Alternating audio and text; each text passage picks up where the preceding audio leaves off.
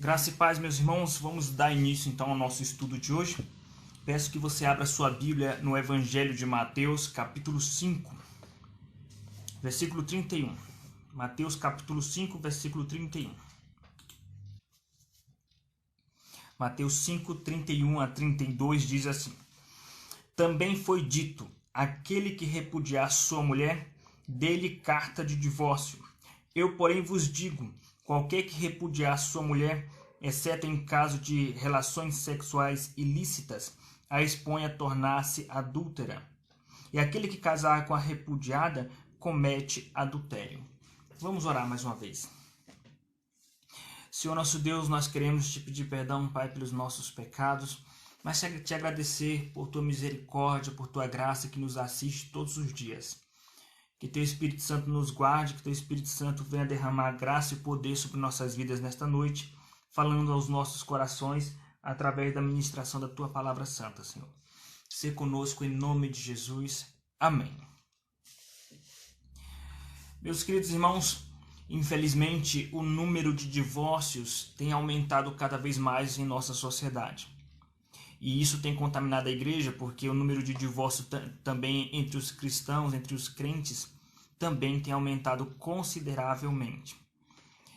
E vai continuar aumentando porque é uma questão profética, uma questão escatológica, porque a Bíblia diz que o amor de muitos irá se esfriar e a iniquidade vai aumentar. Obviamente isso vai atingir de alguma forma o matrimônio, os casamentos e as famílias.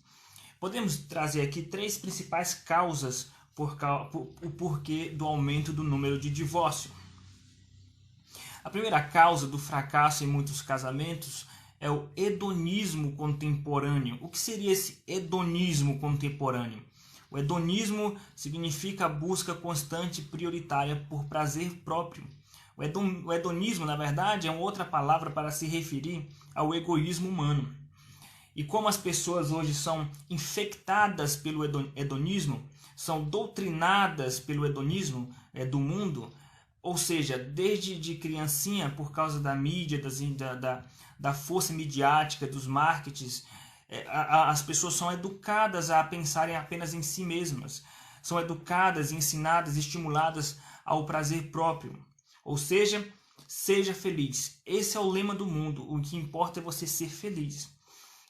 E isso tem afetado a igreja, afetado os casamentos, e as pessoas casam com esse intuito de serem felizes. Nesse sentido, o outro não passa a ser meramente um objeto de autossatisfação. E depois que se casa e que a pessoa percebe que o outro não consegue satisfazer os seus prazeres, não consegue tornar você feliz, então o cônjuge começa então a entrar numa tristeza, numa decepção, porque não encontrou a felicidade que esperava. Então o hedonismo é uma das causas do fracasso no casamento contemporâneo. Uma outra causa que tem provocado muito divórcio é a falta de compreensão do significado de casamento. As pessoas se perderam quanto ao significado de casamento. As pessoas não entendem mais o que significa um casamento. Lembremos-nos, por exemplo, que em gerações passadas, uma mulher passava muitas dificuldades com determinado tipo de marido, e maridos que não eram carinhosos ou que tinham dificuldade de ser um bom marido, mas a mulher não largava o homem simplesmente por causa disso. Algumas pessoas vão dizer que é porque as mulheres dependiam dos homens naquela época. Pelas experiências que eu tive com contato com pessoas mais velhas, não era esse o entendimento. É porque essas mulheres, é claro que algumas era por questões de dependência financeira, mas a maioria era a cultura de entender que casamento é um compromisso para a vida toda. Um compromisso que iria para a vida toda. Também homens que se casavam e não estavam felizes em seu casamento, mas não procuravam o divórcio. Ou seja, o divórcio era algo muito incomum, né, há alguns anos atrás. Mas hoje é muito comum. Hoje se divorcia depois de um ano de casado, depois de 6 meses de casado. Tem gente que se divorcia no mesmo mês em quem se casou. Tem pessoas que já voltam da lua de mel brigadas. Então, banalizou-se o significado de casamento. As pessoas se casam, mas nem sabem sequer o que significa casamento. Esqueceram que casamento significa um compromisso para a vida toda. Um outro fator que tem provocado o divórcio entre os cristãos, agora falando dos cristãos, é a falta de compreensão do que significa ser discípulo de Cristo. Quando a pessoa convive com o outro ser pecador, o que é algo extremamente muito difícil, você conviver com outro pecador e ter que amar e servir esse pecador, um cristão imaturo, ele não vai aguentar essa pressão e vai pedir o divórcio, vai dizer, não consigo, não suporto. Mas um cristão maduro, que entende o que significa ser crente, o que significa ser uma esposa ou ser um marido crente, ele vai, na verdade, não fugir dessa situação, mas ele vai procurar mudar a si mesmo, não ficar mudando o outro e entendendo o que significa ser discípulo, que é carregar sua cruz. Não que o marido seja cruz ou a esposa seja cruz. A cruz são nossos pecados que nos impedem de amar de maneira incondicional. Então, nós temos aqui, introdutoriamente falando, as principais causas do aumento do número de divórcio em nossa sociedade.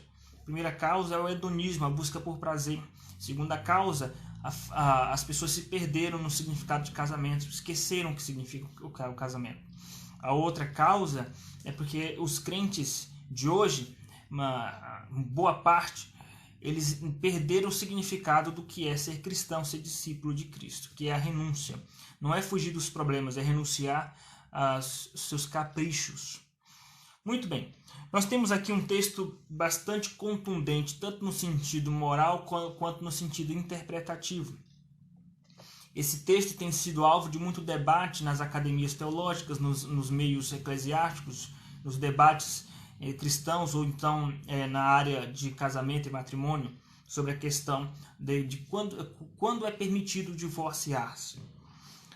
Muito bem, nosso foco aqui vai ser não para tentar dirimir essas dúvidas, não vai ser para tentar resolver problemas teológicos em torno do divórcio. Nosso intuito aqui é simplesmente expor a intenção de Cristo. Qual foi a intenção de Cristo ao ensinar isso? Qual foi a intenção de Mateus a registrar esse ensinamento de Jesus? Porque Jesus ele tinha como objetivo aqui não sanar dúvidas teológicas prioritariamente, mas trabalhar o caráter do cristão, o caráter de seus discípulos. E é por esse viés que nós iremos trabalhar. Em um outro momento específico, onde vai se debater apenas o divórcio, poderemos nos aprofundar mais no tema. Mas nós vamos trazer aquilo que é essencial para a exposição do texto.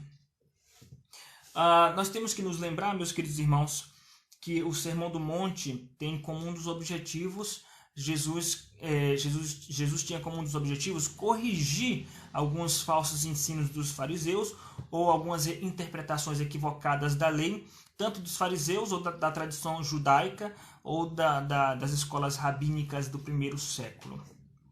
Diante desse texto, por exemplo, onde Jesus fala no versículo 31, aquele que repudiar sua mulher, dele a carta de divórcio, ele está lembrando aqui o texto de Deuteronômio, capítulo de número 24. Se um homem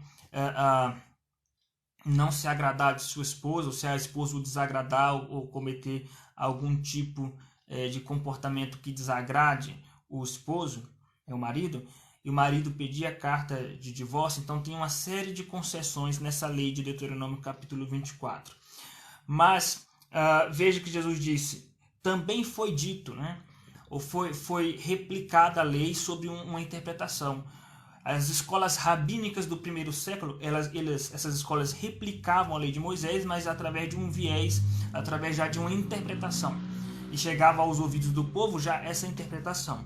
E duas escolas rabínicas se destacavam no que diz respeito a essa questão do casamento. A escola de Hillel e a escola de Shammai. A escola de Hillel, o Hillel era um rabino do primeiro século. Ele, na verdade, enxergava essa concessão da lei de Moisés de uma maneira mais aberta. E os fariseus, obviamente, seguiam essa linha. Em que sentido? Quando o texto de Deuteronômio diz que se o marido encontrar alguma coisa inconveniente, imprópria na esposa, isso fica algo em aberto. O que significa essa questão, essa indecência que o marido encontrou na esposa? É uma questão de difícil interpretação de Deuteronômio capítulo 24. Eu vou ler aqui para os irmãos um pouco sobre esse texto, Deuteronômio capítulo 24. Se o homem tomar uma mulher e se casar com ela, e se ela não lhe for agradável aos olhos, por ter ele achado coisa indecente nela. Então, essa mulher não agradou o marido, não é pela aparência ou por alguma coisa, é porque ele achou alguma coisa indecente nela. E ele diz o texto: e se ele lhe lavrar um termo de divórcio, e lhe der na mão e a despedir de casa. Ou seja, ele achou uma coisa indecente e ele lavrou um termo de divórcio. E veja a quantidade de concessões e de condicionais. E se ele lavrar um termo de divórcio, tá? E a despedir de casa, e se ela saindo de casa for e se casar com outro homem, e se este a aborrecer e lhe lavrar termo de divórcio e lhe o der na mão e a despedir de sua casa, ou se este último homem que a tomou para si por mulher vier a morrer. Então, uma série de concessões. Então, na verdade, esse texto ele está tratando sobre o processo, né? Como se dá o processo, qual é a maneira correta de lidar com o processo de um pedido de divórcio para que haja justiça para ambas as partes. Mas o texto não está dando uma abertura para o divórcio de maneira banal, como os fariseus estavam interpretando. Como assim de maneira banal? Essa escola de Hillel, né, esse rabino Hillel, ele ensinava que essa coisa indecente que o marido encontrou na mulher poderia ser qualquer motivo. Então, por exemplo, se o marido não gostou da comida da mulher, cozinhou e o marido não gostou daquela comida, achou salgado ou qualquer outro motivo, o homem diz: eu quero repudiar essa mulher, quero a carta de divórcio, vou lhe dar a carta de divórcio porque não gostei da comida dessa mulher, ou porque ela me aborreceu em algum sentido. Então, esse rabino Hillel, ele interpretava essa coisa indecente como qualquer coisa. Então, por qualquer motivo. Por isso que em Mateus capítulo 19, os fariseus perguntam para Jesus: é lícito pedir a carta de divórcio por qualquer motivo? Então, os fariseus estavam replicando aí a interpretação de Hillel. Tá? Já a interpretação do outro rabino Shammai, ele interpretava de uma forma mais dura. Ele dizia certamente que a coisa indecente era a relação sexual ilícita ou adultério. Ou seja, o marido encontrou aquela mulher em prática de adultério, então vai pedir a carta de divórcio, lavrar a carta de divórcio. Então tinha essas duas escolas. Então os rabinos, os fariseus, eles interpelaram Jesus no capítulo 19 a respeito dessa lei, e eles entendiam que Moisés não só permitia, como deu um mandamento para que fosse necessário se divorciar. E no capítulo 19 de Mateus eles falam exatamente isso, né? Que Moisés mandou divorciar nessas circunstâncias e de maneira banal, por qualquer motivo. Então Jesus ele veio corrigir essa interpretação e veio apertar mais ainda as implicações desta lei. Em que sentido? Quais são as condições para o divórcio, que nós veremos daqui a pouco. Então, trazendo um pouco do contexto desse texto para que os irmãos possam se contextualizar da situação da época. Agora, trabalhando com o contexto mais amplo, o contexto literário dos capítulos do Sermão do Monte, como eu falei para os irmãos em um outro momento, a espinha dorsal do Sermão do Monte é o capítulo 5, versículo 20, né? Na verdade, o Sermão do Monte ele tem 3 pilares principais. O principal é o capítulo 20, onde diz que a justiça do crente tem que exceder e em muito a justiça dos fariseus. Mas outros 2 textos formam esse tripé que sustenta o Sermão do Monte. O outro versículo que forma esse tripé é o versículo 16, onde ele diz: assim brilhe também a vossa luz diante dos homens, para que vejam as vossas boas obras e glorifiquem o vosso Pai que está nos céus. Então, o Sermão do Monte ele é baseado nesses 3 versículos. Esse Sermão do Monte é para que os homens vejam as nossas boas obras e glorifiquem a Deus. Esse Sermão do Monte tem como objetivo nos ensinar que a justiça do crente ele tem que exceder em muito a justiça hipócrita da religiosidade, como dos fariseus na época. E o terceiro versículo que vai formar esse tripé é no versículo 48. Portanto, sede vós perfeitos, como perfeito é o vosso Pai Celeste. Ou seja, nós temos que imitar um padrão elevado, é imitar o caráter de Deus, ser perfeito como Deus. Então, esses são os 3 principais versículos do Sermão do Monte. Versículo 16, versículo 20 e versículo 48. Para que as nossas obras brilhem, ou seja, nós temos que dar bom testemunho, nossa justiça tem que exceder a justiça dos fariseus, e nós temos que imitar a Deus como filhos amados. Mas o versículo principal é o versículo 20, tá? Porque ele vai demonstrar como, em quais áreas da nossa vida a nossa justiça tem que exceder a justiça dos fariseus. Como nós vimos nas demais áreas, nos relacionamentos humanos, né, a nossa justiça tem que ser uma justiça superior à dos fariseus. Na pureza sexual, nossa justiça tem que ser superior. E agora nós vamos falar sobre o casamento, né? Então, a justiça dos crentes é uma justiça superior no casamento. Tá? Então, nós vamos falar sobre as razões da superioridade da justiça cristã no casamento. Por que os princípios cristãos sobre casamento são princípios superiores às demais religiões, é superior ao farisaísmo, é uma justiça que excede, tem que ser assim. Quais são as razões por que a justiça cristã sobre o casamento é mais elevada? Primeira razão, porque os cristãos eles se preocupam com a instituição do casamento, mais do que com os motivos para se divorciar. Então, o primeiro motivo por que a justiça do cristão sobre o casamento excede as religiões, porque os cristãos se preocupam ou devem se preocupar com a instituição do casamento mais do que com motivos para se divorciar. Com a instituição do casamento mais do que motivos para se divorciar. Ou seja, no que diz respeito a casamento, existe um grupo de pessoas que fica investigando quais são as condições, as concessões para se divorciar. Quando a pessoa pergunta muito, em que casos eu posso me divorciar?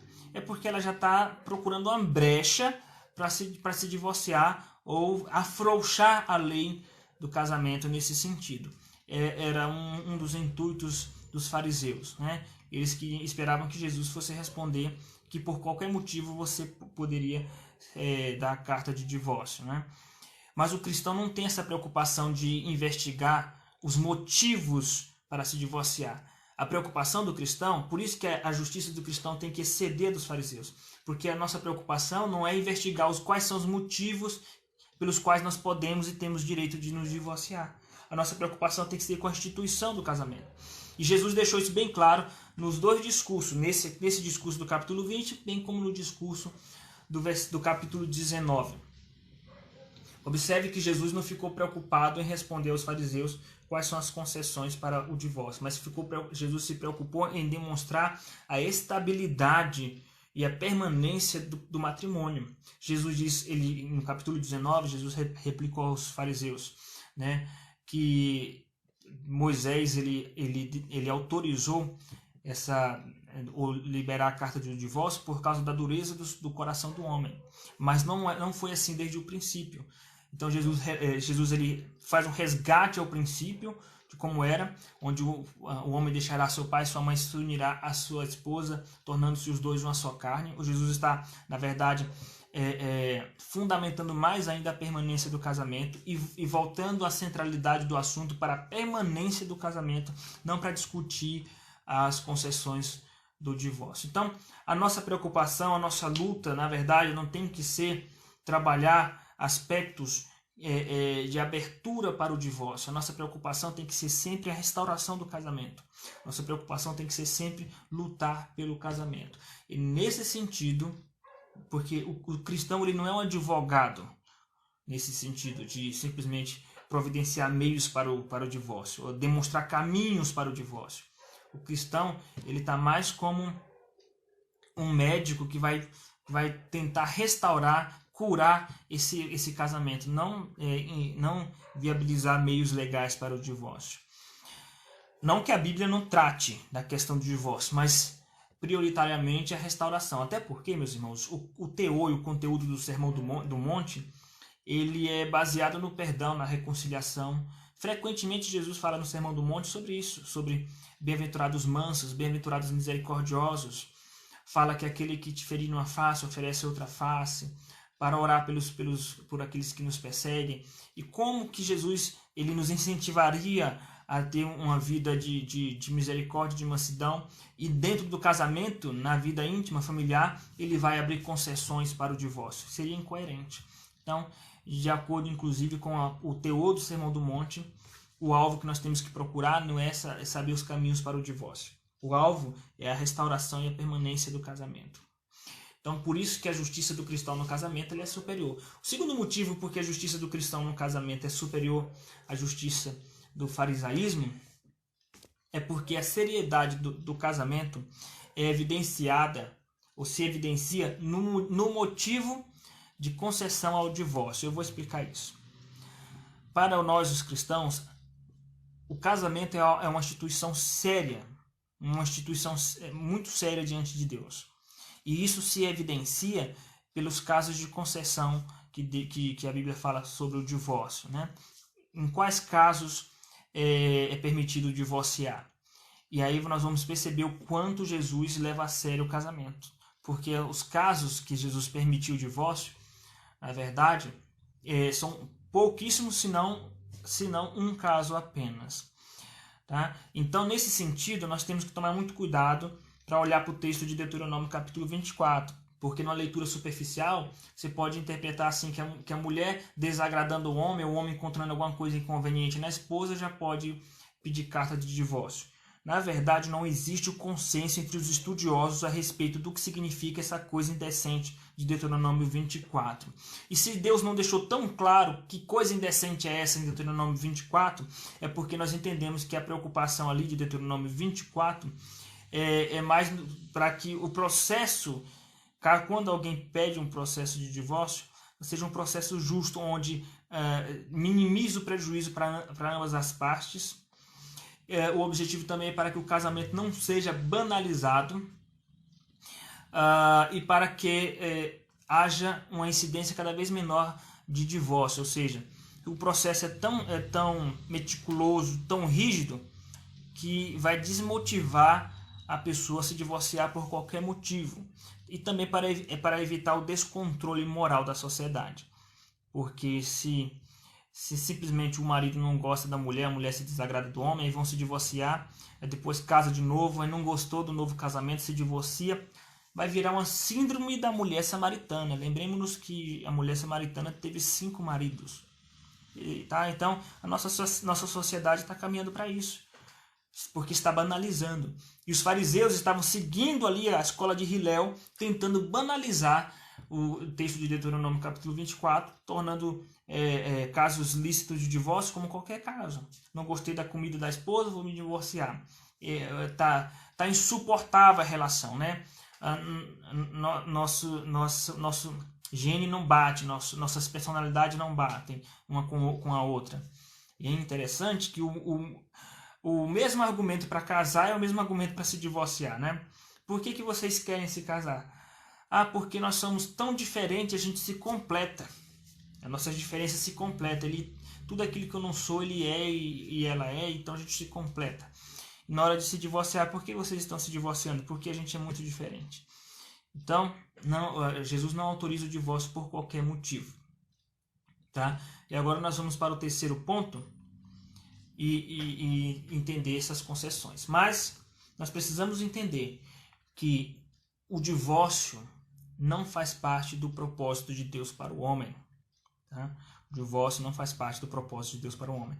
O propósito de Deus para o homem, para a humanidade, é um casamento duradouro. Isso significa que o divórcio está em caráter não de mandamento, mas de permissão, de autorização. Tá? De autorização. Deus ele autoriza o divórcio, tá? No caso de relações sexuais ilícitas. Ele autoriza, mas não é que ele deseja. O que ele deseja é que, mesmo em caso de adultério e de infidelidade, o casal lute para recuperar o casamento. Mesmo em caso de adultério. Por que Deus ele nos estimula a isso? Porque nós, cristãos, cometemos infidelidade contra Deus todos os dias. Por acaso Deus ele pede uma carta de divórcio da relação dele com a igreja, o noivo e a noiva, né? O Antigo Testamento retrata Deus como esposo e Israel como a esposa.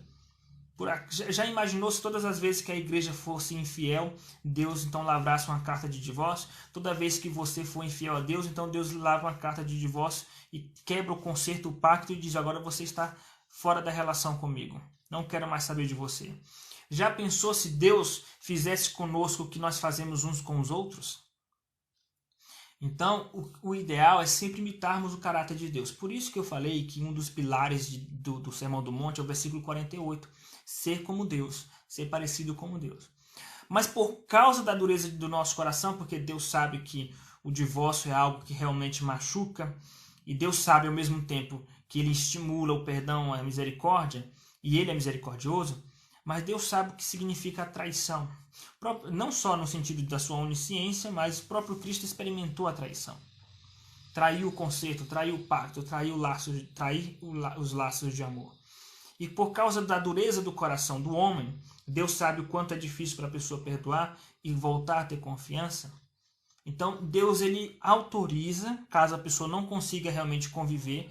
Obviamente, o perdão cristão, o perdão como cristão, a pessoa tem que oferecer, tem que dar esse perdão, mesmo que ela decida não conviver mais com a outra pessoa, no caso de adultério. Tem que oferecer o perdão como cristão. Então, Deus não dá o direito da pessoa não perdoar. Ele dá o direito da pessoa, se ela realmente não conseguir conviver com o adultério ou com a traição, da pessoa pedir o divórcio. Mas o objetivo nosso como cristão é sempre lutar pela restauração do casamento. Tá? Por que nós temos que lutar pela restauração? Pelo simples motivo que Deus ele odeia, está escrito que Deus abomina o divórcio e o repúdio, está escrito em Malaquias. Por que Deus abomina? Porque, meus irmãos, Deus ele enxerga lá na frente, ele sabe os prejuízos que um divórcio pode causar para a família. Se o caso de um adultério machuca, o do divórcio vai trazer mais feridas ainda para o casal, vai trazer mais feridas para os filhos. Então, a cura é muito melhor do que simplesmente quebrar os laços. Tá? É bem melhor a cura. Então, agora vamos para o terceiro ponto. Lembrando que o tema do estudo de hoje são as razões porque as razões da superioridade da justiça dos cristãos no que diz respeito ao casamento. A primeira razão é porque os cristãos devem se preocupar com a permanência do matrimônio mais do que discutir o divórcio, as razões, de ficar procurando as razões para se divorciar. A segunda razão é porque a seriedade do casamento se evidencia nos motivos da concessão do divórcio. O terceiro motivo é porque a seriedade do casamento se evidencia diante das consequências do divórcio. Então, o casamento é algo sério e nós devemos lutar pela permanência do casamento por causa das consequências do divórcio. Quando a pessoa ela se divorcia do outro, que não é por motivo de infidelidade conjugal, ela está se divorciando porque estão brigando muito, porque não entram num consenso, porque um já não suporta o outro, uma crise de relacionamento, mas não houve adultério, não houve infidelidade conjugal. Quando a pessoa ela entra com pedido de divórcio simplesmente porque não estão se dando bem, os divorciados eles ficam expostos ao adultério. Tá? Essa é uma das consequências. No caso de um novo casamento. Então a pessoa se divorciou e vai casar de novo. Então ela vai contrair um novo casamento. Se o primeiro divórcio aconteceu não por causa de adultério, então ela não pode se casar de novo, porque se ela se casar de novo, ela vai estar cometendo um adultério. Tá? Então é isso que Jesus diz no versículo 32. Eu, porém, vos digo, qualquer que repudiar sua mulher, exceto em caso de relações sexuais ilícitas, a expõe a tornar-se adúltera. Então, não é o fato de que ela está divorciada que ela já é uma adúltera, mas ela está exposta a se tornar adúltera. Como? Se ela contrair um novo casamento, então ela de fato vai se tornar adúltera, porque para Deus ela está casada ainda com a primeira pessoa, com o primeiro casamento. Porque Deus só autoriza o divórcio em caso de relações sexuais ilícitas, ou no caso de adultério ou infidelidade conjugal. Então, uma das consequências é que os divorciados não podem se casar de novo, porque senão estarão cometendo adultério diante de Deus. Por isso que temos que lutar pela restauração do casamento e não simplesmente pelo divórcio.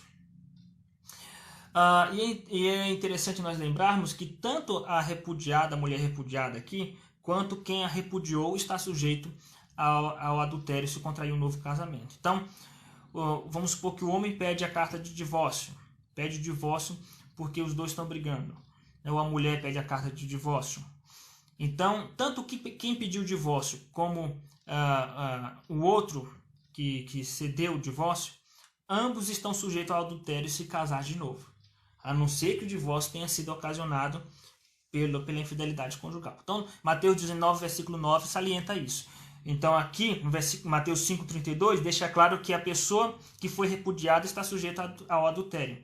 E em Mateus 19, 9, fala que aquele que pediu a carta de divórcio está sujeito a adultério se contrair um novo casamento. Uma outra consequência é que o divórcio, se não for um divórcio ocasionado pelo adultério, ele deixa ou expõe a pessoa que se casar com um divorciado vai também estar exposta ao adultério. Ou seja, 3 pessoas. Quem pediu o divórcio está sujeito a adultério, quem cedeu o divórcio está sujeito a adultério e quem se casou com o divorciado está sujeito a adultério, ou seja, vai adulterar. Tá? Quem pediu o divórcio, se casar de novo, está adulterando. Quem cedeu o divórcio, se casar de novo, estará adulterando. E quem se casar com divorciado, estará adulterando diante de Deus. Eu estou apenas replicando o texto de Mateus 5,32 e Mateus capítulo 19. Muito bem. E uma outra consequência diante disso é a destruição que isso provoca na família, no seio da família e no seio do matrimônio e na alma dos dois, né, no psicológico do dois. Nós devemos nos lembrar, meus irmãos, que a Bíblia só autoriza um novo casamento em 3 hipóteses. Vou repetir. A Bíblia só autoriza um novo casamento em 3 hipóteses. Não podemos usar o texto de Deuteronômio capítulo 24 para formular um princípio a respeito do divórcio, ou do critério para se divorciar, dado o fato de que aquela coisa impura que o homem encontrou, coisa indecente que o homem encontrou na mulher, em Deuteronômio 24, é um termo muito obscuro, não dá para chegar a um consenso do que seria essa coisa impura de Deuteronômio 24. Mas, à luz de Mateus 5 e Mateus 19, podemos entender que trata-se então de infidelidade conjugal. Então, a Bíblia só autoriza o divórcio em 3... A Bíblia só autoriza novo casamento em 3 hipóteses. Só pode casar de novo quem foi vítima de um adultério, tá? Mateus capítulo 19. Só pode se casar de novo quem foi vítima de abandono. Primeira carta de Paulo aos Coríntios, capítulo 7. E só pode casar-se de novo quem foi vítima de viuvez, ou seja, a pessoa ela é viúva, né? Então ela pode se casar de novo. Repetindo, quais são os casos que a Bíblia autoriza um novo casamento? Só pode se casar de novo vítima de adultério, vítima de viuvez ou vítima de abandono, de acordo com o apóstolo Paulo, onde ele diz que a pessoa não fica escrava, nós não somos chamados à escravidão, uma vez que a pessoa foi abandonada, ou seja, não dependeu da pessoa. A pessoa lutou pelo casamento, mas o outro quis abandonar. Esses são os 3 casos que a Bíblia autoriza o divórcio, autoriza um novo casamento. Fora isso, se não for contemplado nesses 3 casos, um novo casamento implica em adultério perante Deus. Meus irmãos, para vocês terem noção do impacto desse assunto, só eu estar tratando deste assunto, isso já é polêmico. Não porque a Bíblia não deixa as coisas claras, não.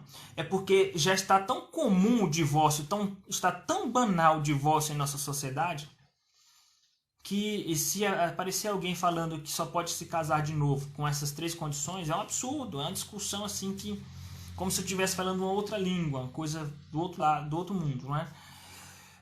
Mas a nossa preocupação é expor o que Deus manda, né? Isso me faz recordar as ordens de Deus para Moisés. Moisés não tinha que convencer Faraó a respeito do que ele estava falando. Moisés tinha que ser apenas porta-voz de Deus. Quando Deus falou para Moisés que Moisés iria ser profeta, né? sobre Arão e Arão sobre Faraó, ou seja, um será representante do outro. E nós, tanto eu como os irmãos que pregam a palavra de Deus, nós temos a responsabilidade de falar o que Deus manda. E se a Bíblia fala que só pode se divorciar em caso de adultério, não tem outra saída. Se divorciar, se não for por causa de adultério, é pecado e vai expor a outra pessoa, ou ambos estarão expostos a um adultério no caso de um novo casamento. Tá? É um assunto muito pesado, mas é o cuidado de Deus. Se Deus colocando tanto critério, tanta regra, mesmo assim as pessoas banalizaram, imaginemos que se Deus dissesse, olha, se não deu certo, se está em uma situação insuportável, então pode se divorciar. Imagine as consequências, o que seria a sociedade hoje. Quantos casamentos subsistiriam? Quando a pessoa estivesse brigando no casamento, um clima insustentável, a pessoa iria simplesmente se divorciar. Então, meus irmãos, essa é a palavra de hoje, né? E isso mostra porque que a justiça do cristão no que diz respeito ao casamento são princípios que são superiores às demais religiões. São princípios que são superiores ao farisaísmo. Então, a nossa justiça tem que ser uma justiça superior, que exceda em muito a justiça dos fariseus. A justiça dos fariseus dizia o seguinte: quando a pessoa se desagradar da esposa, por qualquer motivo, pode lavrar carta de divórcio. O cristão não, tem que ter um único motivo que é permitido, são as relações sexuais ilícitas. E quando Jesus respondeu isso, os fariseus disseram que era um fardo muito pesado. Quem pode se casar? Os fariseus falaram. Diante disso, talvez você está ouvindo esse discurso e você esteja achando esse discurso pesado. Então, só pode se divorciar em caso de adultério. Mas se a situação estiver insustentável, não posso me divorciar? Não pode. Porque senão você vai estar sujeito ao adultério, se casar de novo. Aí você diz, então quem pode se casar? Então para que se casar? Aí Jesus falou que uns foram chamados, tem uns chamados para serem eunucos, ou seja, por decisão própria. Tem pessoas que conseguem suportar uma vida de solteiro sem ser tentada na área sexual, mas a grande maioria não consegue. Então, para não pecar contra Deus, Paulo diz que é melhor se casar do que viver abrasado. E para se casar, o casamento é uma instituição muito séria, porque um divórcio ele traz traumas profundos para a vida das crianças, para a vida dos dois, para o resto da vida. Então, é uma questão muito séria e a igreja tem o papel de falar o que Jesus falou, independente do rumo que a sociedade está indo ou do rumo que a igreja está indo. Então, essa é a palavra de hoje. Então vamos orar pelos matrimônios, pelos casamentos de nossa igreja, os casais que estão nos assistindo. Vou fazer uma oração para que Deus possa fortalecer os laços, Deus possa sustentar e dar sabedoria para exercer de maneira madura seu papel de esposa e de esposo.